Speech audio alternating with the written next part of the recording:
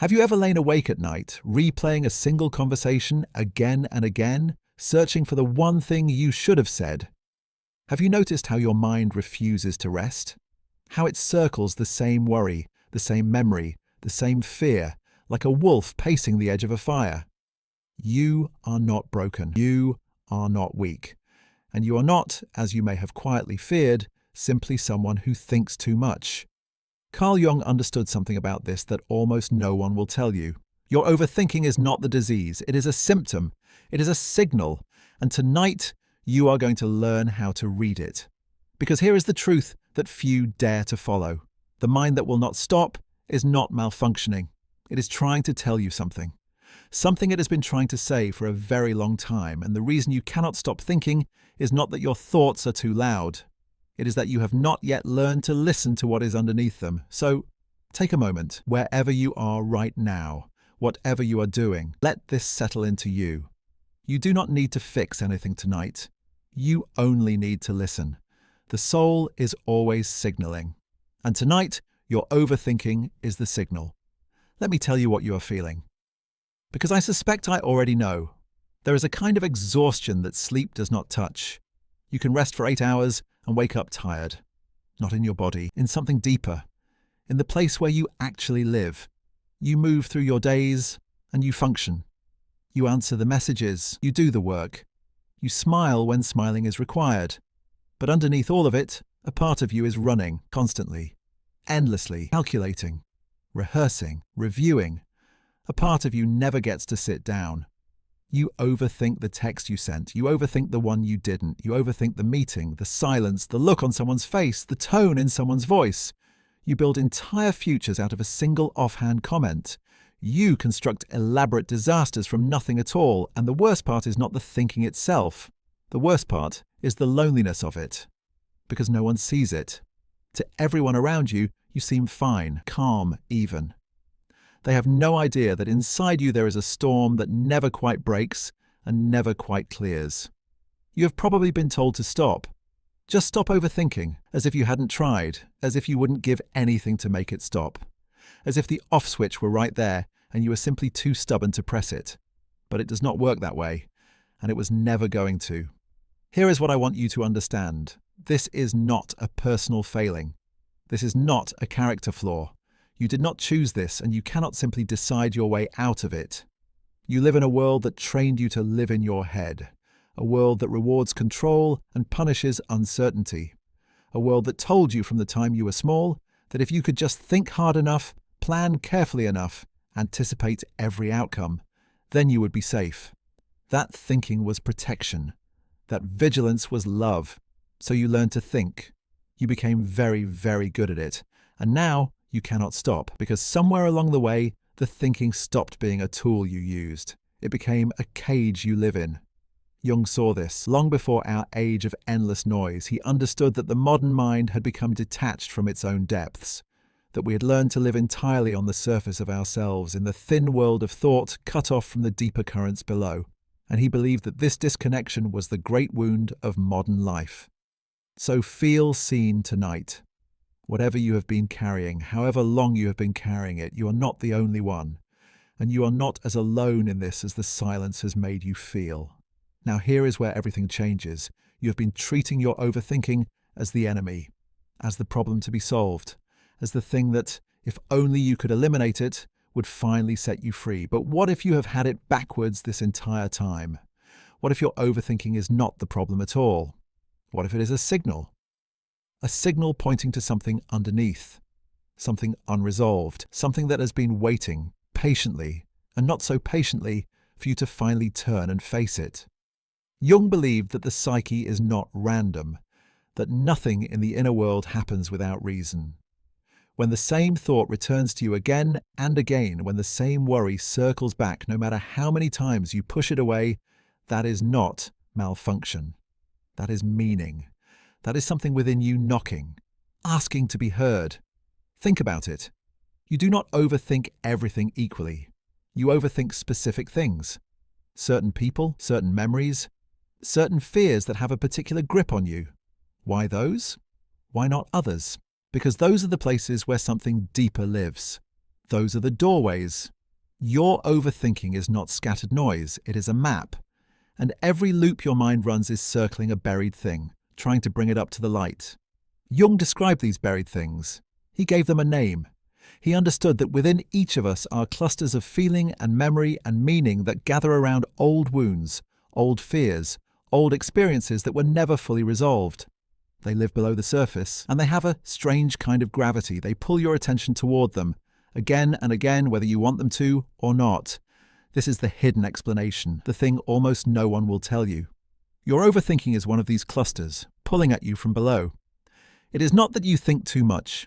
It is that something inside you has not yet been heard. And it will keep knocking in the form of those endless loops until you finally open the door. So the question is no longer, how do I stop overthinking? The question is, what is my overthinking trying to show me? That single shift changes everything. Because now your suffering has a purpose. Now the storm has a direction. Now the thing you have been fighting becomes the thing that can finally set you free. But before you can follow that signal to its source, there is something you must face first, because there is a reason these things stay buried. A reason your mind circles them endlessly but never quite lands. A reason you can think about a problem for years and never actually touch the truth of it. The reason is that some part of you does not want to. Jung taught us about the shadow.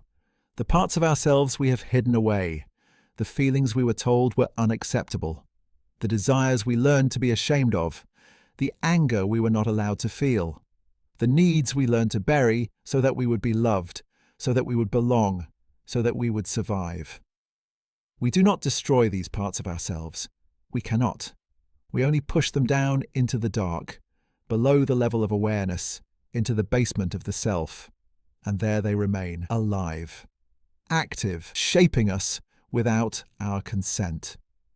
And here is the connection that almost no one makes. Your overthinking is often the sound of your shadow trying to speak. When your mind loops endlessly around a conflict, ask yourself, what am I not letting myself feel about this? When you cannot stop replaying what someone did to you, ask, what is the anger I will not allow myself to express? When you obsess over what others think of you, ask, what is the part of myself I have disowned and now desperately need them to approve of? The loop is the surface. The shadow is the depth. You think and think and think precisely because you will not feel. The mind spins fast enough to keep you from dropping into the thing underneath. Overthinking is, so often, a strategy, a brilliant, exhausting strategy, to stay safely in your head so you never have to descend into your heart. Jung urges us to do the very thing we most resist, to turn toward the dark, to enter the cave we fear, because as he understood, the cave you fear to enter holds the treasure you seek. The treasure is not on the surface, in the loops and the spirals and the endless analysis. The treasure is below, in the feeling you have been avoiding, in the truth you have been circling, in the shadow you have been afraid to meet. So tonight, I am not going to ask you to stop thinking. I'm going to ask you to go deeper than thinking, to follow the loop down to its root, and to finally feel what has been waiting there all along. Now take a breath, because this next part asks something of you. If your overthinking is a signal pointing to something underneath, then healing it is not about thinking harder. It is about letting go. And I know how strange that sounds. You have spent your whole life believing that if you just hold on tightly enough, think carefully enough, control completely enough, then nothing can hurt you. Letting go feels like danger. Letting go feels like falling. But hear this. There are things you are carrying that were never yours to carry. You are carrying beliefs that someone handed you long ago. Beliefs about your worth. Beliefs about whether you are too much or not enough. Beliefs about what you must do to deserve love. You did not choose these. They were installed in you before you were old enough to refuse them. And now they run beneath your thoughts, generating the very loops that exhaust you. You are carrying relationships that drain the life out of you. People you keep trying to win over. People whose approval you keep chasing. People who take and offer nothing back, and yet you lie awake overthinking how to keep them, how to please them, how to be enough for them. You are carrying an identity that may not even be yours. The role you were assigned in your family. The person everyone expects you to be. The mask you put on so long ago that you have forgotten there is a face underneath. And every one of these things feeds the overthinking. Because a mind trying to maintain a false self has to work constantly, endlessly. It can never rest. The exhaustion you feel is the exhaustion of holding up a self that was never real. Jung believed that the path to wholeness requires release, that we cannot become who we truly are while clinging to who we were told to be, that at some point, every person who wants to live an authentic life must let some things die. This is not loss. This is a doorway. Every release is an opening. Every ending you have feared is, in truth, a threshold. The relationship that ends. The belief that crumbles, the identity that falls away. These are not catastrophes. They are the soul-clearing space for what is real. So I want you to consider gently, without forcing anything. What are you holding that you were never meant to hold? What would your mind do if it no longer had to defend a self that isn't yours? How much of your overthinking would simply stop if you finally set down the weight? You do not have to answer tonight. You only have to begin to ask. And here is where something remarkable begins to happen. When you start to listen to the signal, when you begin to release what was never yours, when you turn toward the depth instead of spinning on the surface, something in the world outside you starts to respond. Jung gave this a name. He called it synchronicity. Synchronicity is the meaningful coincidence. The moment when the inner world and the outer world seem to rhyme. You finally make a decision you have been agonizing over for months, and the next day, the right person calls. You let go of someone who was draining you, and a door you didn't know existed quietly opens. You stop forcing, stop gripping, stop overthinking, and the very thing you were straining toward arrives almost effortlessly, as if it had been waiting for you to stop chasing it. This is not magic in the way the noise of the world sells magic. It is something quieter and far more real. Jung believed that when we align with our own depths, when we stop fighting the signal and start following it, life begins to meet us halfway. The universe, he suggested, responds to the shift inside us. And I suspect you have felt this before, even if you never had a word for it. A strange timing, a coincidence too perfect to dismiss. A moment when it seemed the world had heard a thought you never spoke aloud. Those moments were not random. They were the first signs that you were beginning to listen. And the more you listen, the more they come. Because the overthinking mind cannot receive synchronicity. It is too loud, too busy, too full of its own noise to notice the quiet ways life is trying to answer it. But the listening soul that has learned to be still, that soul sees the signals everywhere. Now here is the part I will not soften.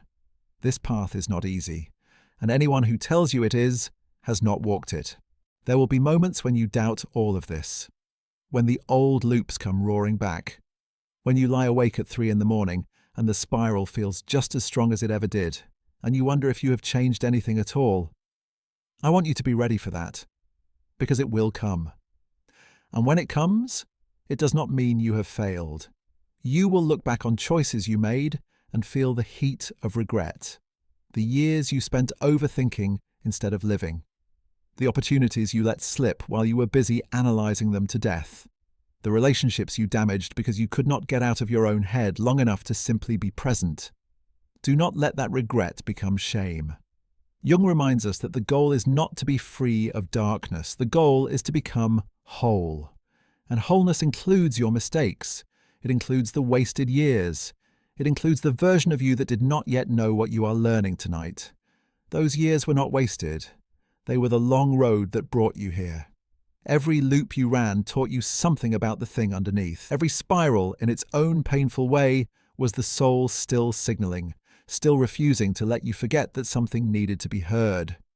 And here is what you must understand about resistance. The old patterns will call you back.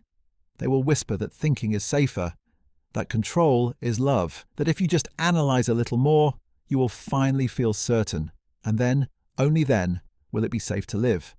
It is a lie. Certainty is not coming. It never was. The mind promises that if you think long enough, you will finally feel safe. But the safety it offers is always one more thought away. Forever, just out of reach. That which you do not bring to consciousness will come to you as fate. The loops you refuse to follow to their source do not disappear. They run your life from the shadows. They choose your partners. They sabotage your chances. They keep you small and safe and asleep. So when the resistance comes, and it will, I want you to recognize it for what it is. Not a sign that you are failing. A sign that you are close. The mind spins hardest, right before it is ready to surrender. The storm is loudest, just before the stillness. Stay through the doubt, through the 3 a.m. spirals, through the pull of the old familiar patterns. Stay, because on the other side of that resistance is the quiet you have been searching for your entire life. Now let me tell you what this looks like in the ordinary hours of an ordinary life. It begins with a single word, no. You have spent so much of your life saying yes. Yes to the things that drained you. Yes to the people who took advantage.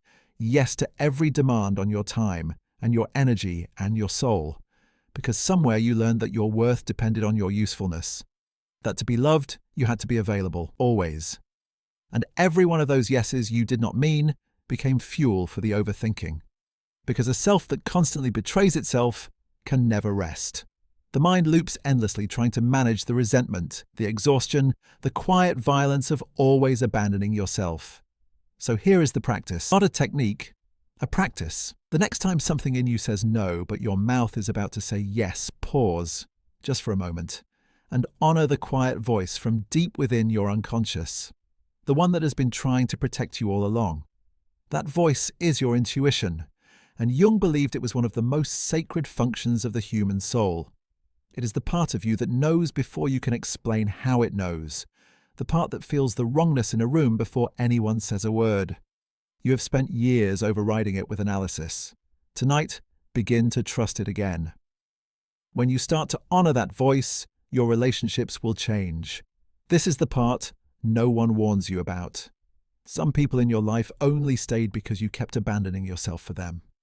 When you stop, they will leave. And it will hurt, and you must let them go anyway. Because the right people are coming. The ones who do not need you to perform. The ones who love the face beneath the mask. The ones with whom you do not have to overthink a single word, because you can finally, at last, simply be yourself. This is what boundaries truly are. Not walls to keep love out. Doorways that let the right love in. Every no you speak to what drains you is a yes to what nourishes you. Every limit you set is the soul reclaiming the energy it needs to finally rest. And as you do this, something will quiet inside you. The loops will slow, not because you forced them to, but because the part of you that was generating them has finally, after all this time, been heard. So let me show you now the life that waits on the other side of all this thinking. Imagine waking up and the storm is not there. Not because you conquered it, because you no longer needed it.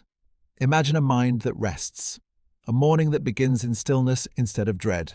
A self that no longer has to be defended because it is finally, simply, real. And remember what I told you about synchronicity, because this is where it returns, with greater force than before. When you live from your depths, when you follow the signal instead of fighting it, life begins to arrange itself around you in ways the overthinking mind could never have engineered. The right people appear, the right opportunities open. The path reveals itself one step at a time, not because you forced it, but because you finally stopped blocking it with noise. Jung believed this was the natural result of becoming whole. That when the inner world is aligned, the outer world responds. The very thing you spent years overthinking your way toward begins to flow to you, almost effortlessly, the moment you stop chasing and start listening. This is the payoff. Not for the ones who clicked away, for you, the one who stayed, the one who is still here, still listening, still willing to go deeper than thought. The answers you have been seeking externally in all that frantic analysis were already within you. They always were. You simply could not hear them over the noise of your own thinking. Your soul has been signaling this entire time, through the loops, through the spirals, through the exhaustion and the sleepless nights. It was never trying to torment you. It was trying to wake you. And tonight, perhaps for the first time, you have begun to listen. So this is what I ask of you as we come to the end of our time together. If something in this spoke to the part of you that has been waiting to be heard, let it stay with you. Take a moment before you move on to sit with what you felt tonight. And if you want to walk this path further, to keep tuning in to the signal beneath the noise, then stay close. Subscribe and turn on the notifications so the next reflection finds you when you need it. Share this with the one person you know who lies awake at night, lost in the same endless loops. And in the comments, tell me, what has your overthinking been trying to say to you all this time? But before you go, take this with you. The thing you have been running from in your mind is the very thing that is trying to set you free. You do not think too much. You have simply not yet listened deeply enough. Listen now. Your soul is still signaling.